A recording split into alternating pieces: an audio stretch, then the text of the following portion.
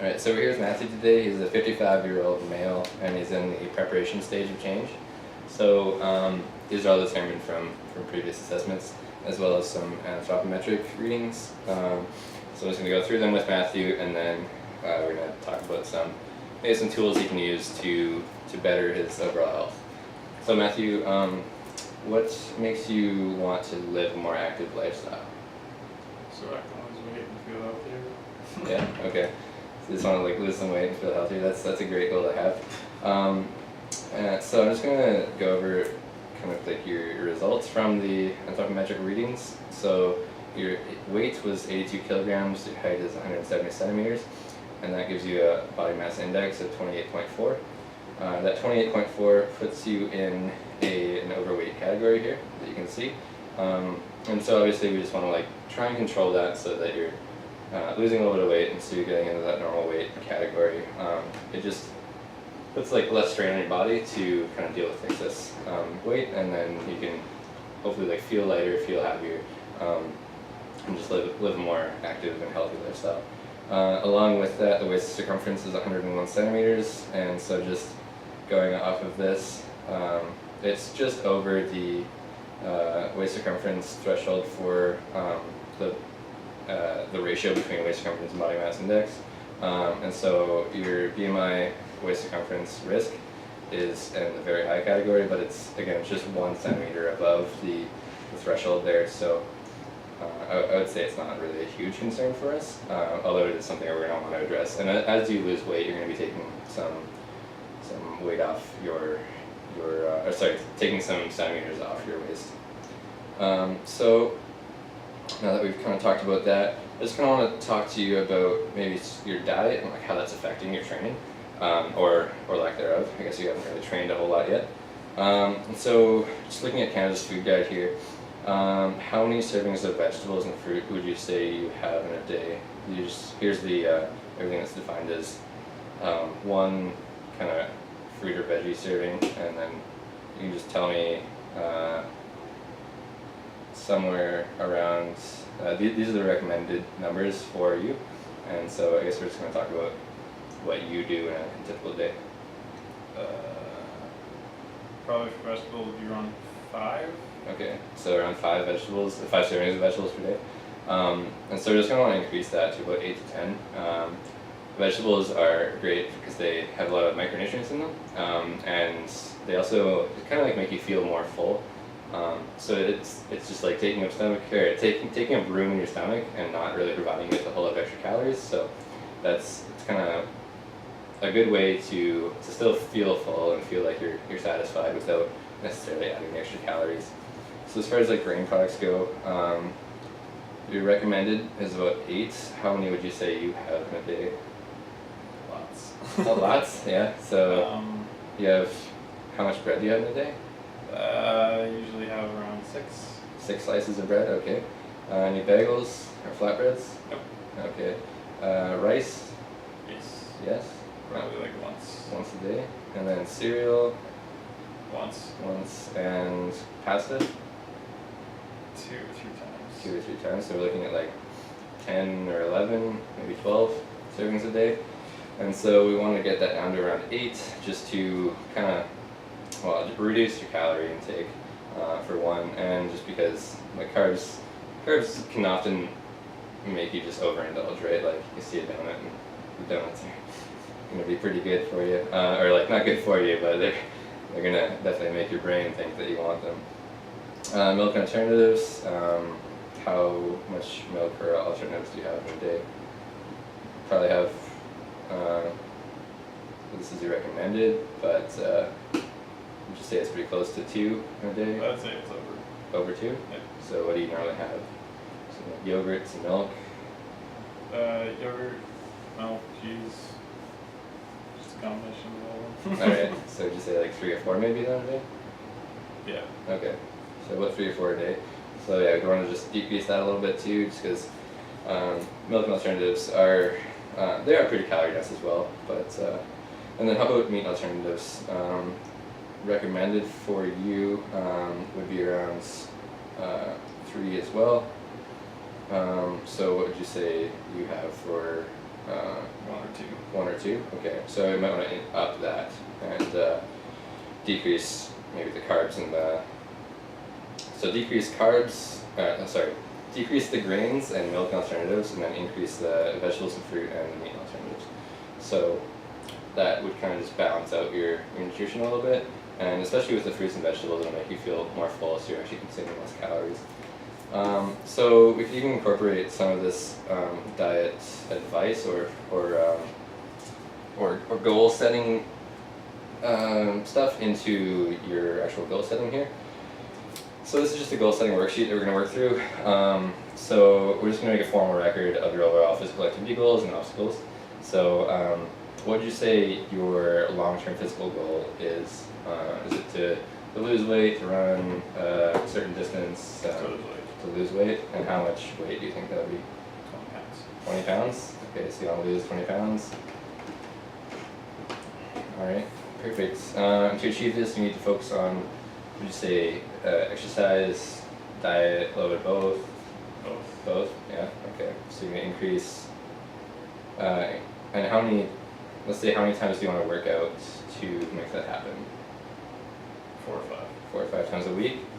So to achieve this, you're going to focus on diet and exercise, and then you're going to do the following to make it happen. You're going to work out 4 to 5 times a week, and then what are you going to do about your diet to make that happen? I guess buy less carbs and milk alternatives. Okay, so less carbs and milk alternatives, Yeah. and then are you going to kind of counteract that with the vegetables, or try to at least? Yeah. Alright, so you're going to increase the vegetable intake just to kind of make yourself feel more full as well, right? So others will know about the change you're making when. Are you going to like kind of announce it to the world, or are you going to just tell a couple friends to keep you accountable? Just a couple friends. A couple friends. So who are you going to tell? You're going to tell your roommate Kaylee? Yeah. Alright. Perfect. And how might you sabotage your plan? Like how could this go completely wrong? No. Sticking to my diet. Yeah. Okay, so not sticking to it. And why do you think that might happen, I guess? Lazy. Just get lazy. Just get lazy, yeah? Just lose motivation, I guess, then? Okay. And then, so you're going to promise yourself to do what to make sure that doesn't happen?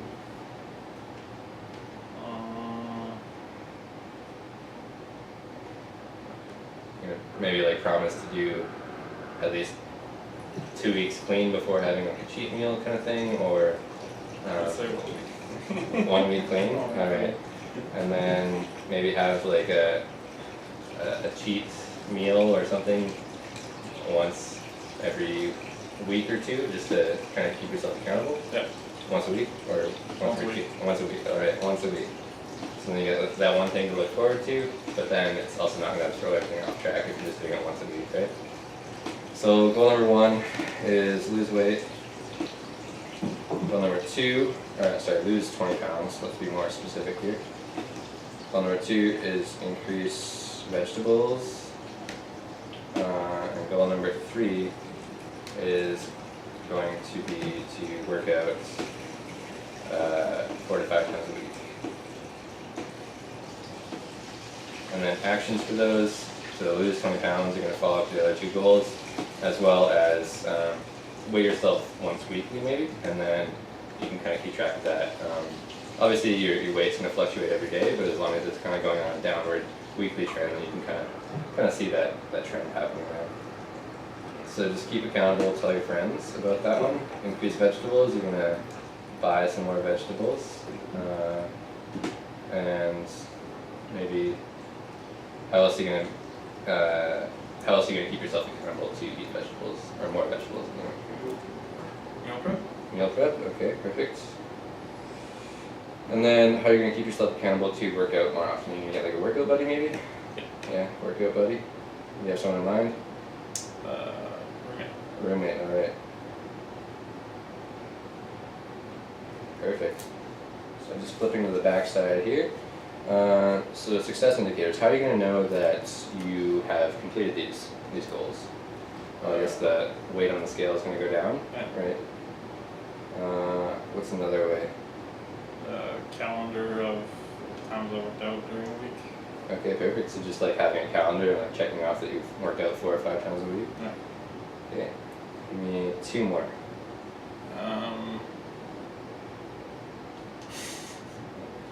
Maybe just having like a little checkbox for the vegetables you're eating in a day too, or something like that. Yeah.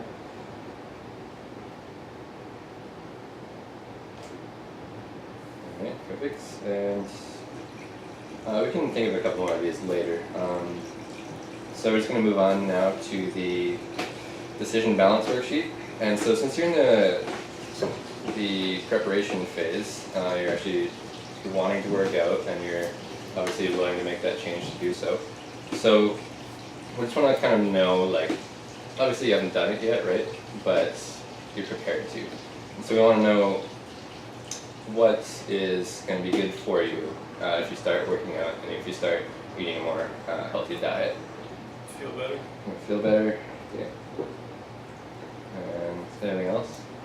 Be able to go on ice if I wanted to. I think it would just be like having a better overall physical fitness, I guess. Yeah. Actually, we're just gonna circle back to feeling better. Is that like an emotional state, psychological, or physical? Physical and emotional. A little bit of both. Okay, so let's make 2 different points for that then. Emotional and physical. Perfect. And then some losses for yourself. Like what do you think? Do you think it might like be stressful to kind of like make the time to do that stuff, or yeah? Okay, so time constraints. What else do you think? Lose out on my favorite foods. Oh, your favorite foods? Yeah. All right, that's a good one. Do you think there's any other losses for you? Not really. Alright, perfect. Okay, so what are some gains for other people in your life? I guess even just linking that back to the hiking thing, you could go on these excursions and stuff with your friends, right? Yeah. What about anything else?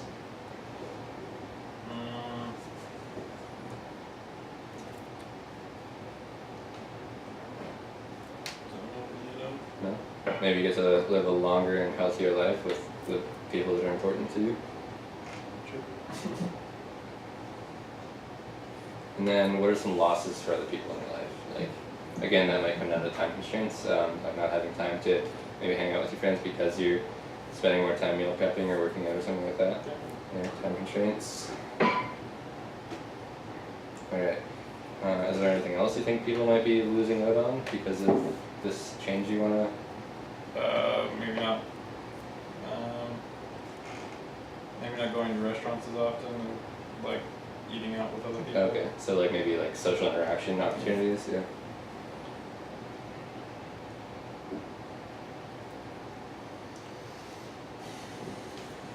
Okay, so after you complete this list, score each item by assigning a number to the from 1 to 3 to indicate the level of impact that the item has had on your behavior. So significant impact is a 1, 3 is less of an impact. Out of the scores for each column to determine whether the gains outweigh the losses for you and for your overall life. So we're just going to add these numbers here. So it's pretty obvious just based on the amounts of information we have in each category.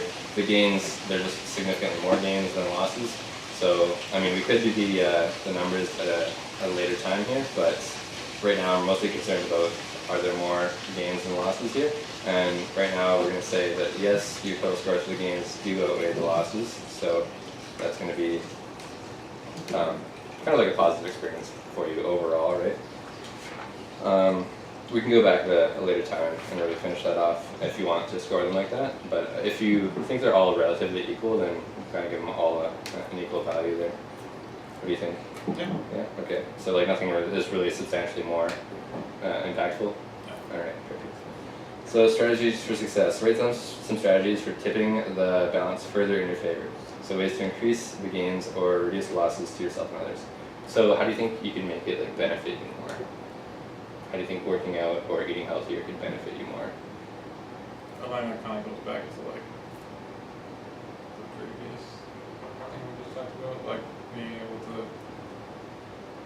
excursions with other people. Then Right, for sure. This is more of a question of beyond that. Like, how could you like tip it in your favor? So like, instead of going out to a restaurant, like, could you host maybe like a healthy dinner for your friends and stuff like that? So then you're still kind of getting that social interaction. You're being healthy still. You're still getting to see your friends, and even they are being affected positively by maybe the meals you're making. So I'm gonna write that down. You could host some dinners, some healthier dinner options, and then I mean, like, really, you're gonna save money, save time, see your friends. It seems like a positive for me. I don't know. How does it feel for you? Yeah. Yeah. Okay. Is there anything else you can think of that might help you kind of tip the scales in your favor, further than what it already has been? Maybe sign up for sporting events as a goal to like. Just something to work towards? Work towards, yeah. Okay. And would that maybe be with friends as well? Yeah. Alright, so yeah, like for myself, like I've had a lot of friends that have kind of invited me on their sporting teams and stuff like that, and it's kind of just like a good experience because A, I'm able to play the sport now that I'm more physically active, and B, I get to spend more time with my friends. So I think that's exactly what you're saying there too. Yeah. Alright, perfect. And then I think that's all we're going to do for today.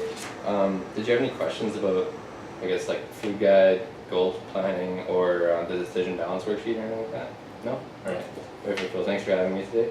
And we can definitely start working on these right away. Awesome. Perfect.